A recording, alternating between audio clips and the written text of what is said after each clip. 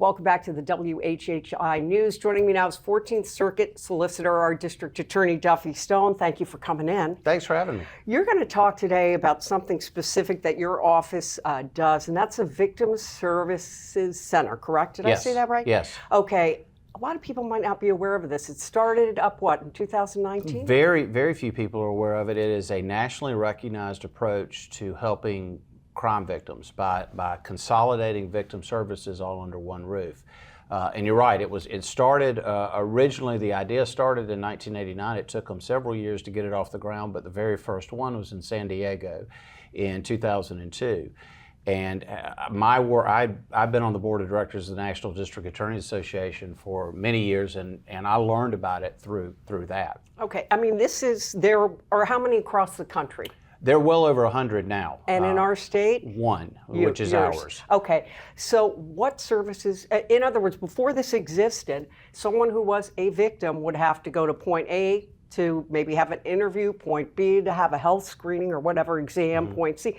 So in this case, now they can come to one location and have that all taken care of. And that was the whole point, is that victim services were available.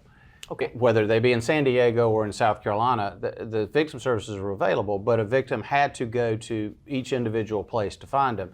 And this They're idea, already under enough stress. You're already dealing with something that's extremely traumatic for them, and for a victim to have to leave it in many cases, and this was originally targeted for domestic violence victims, and in many cases the abuser is the one driving the victim. And so to get the victim, when a victim comes to meet with us, they have access to the services of Hopeful Horizons, which is we gave them office space in our facility. Lowcountry legal assistance, we have them in our. So they have offices there. They have offices there. We gave those free of charge to all of the victim services. We've got an outreach group from Lowcountry Coalition of Healthy Youth. We have BACA, which is the Bikers Against Child Abuse, which is particularly helpful in our child abuse cases. So we have all of these services available. So if a victim comes to meet with a prosecutor, they also have available, whether it's counseling, emergency shelters, restraining orders, whatever. I mean, it must be such an improvement. It is. It's a very successful approach. It's something that I think helps victims.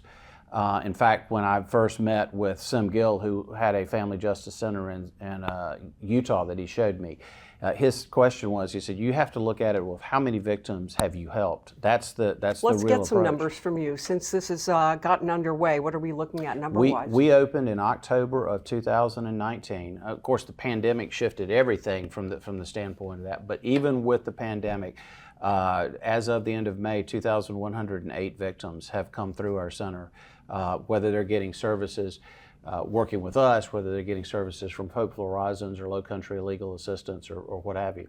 Is this all done with state funding, or how? It's all under our budget. When we bought the building that we are in, and you're in Ocoee, is that right? That's right. Okay. And we had some extra space that we set aside. We didn't put prosecutors in it. We wanted it for the crime victim providers, NGOs, other people like that. So not only do we have those people in there now, we're growing. Child Protective Services will be joining us soon.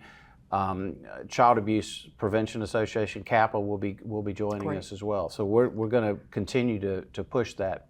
Boy, we have had, and I know you can't talk specifics because you're going to be trying these cases or whatever, but we have had a few instances in our area recently with children who, child sex trafficking. Right, and a lot of that stuff goes, the interviewing that goes on in our Children's Center contributes to that as well. We'll have law enforcement that will bring children in that will be interviewed, whether they have been the victims of sexual assault or have witnessed a crime. We've actually had some law enforcement officers bring children to our center to get interviewed because they witnessed a parent being killed or something like that. Well, Duffie Stone, we're going to have you stay with us and tell us more about the Children's Center, okay? Okay. We're going to take a break first. We'll be right back.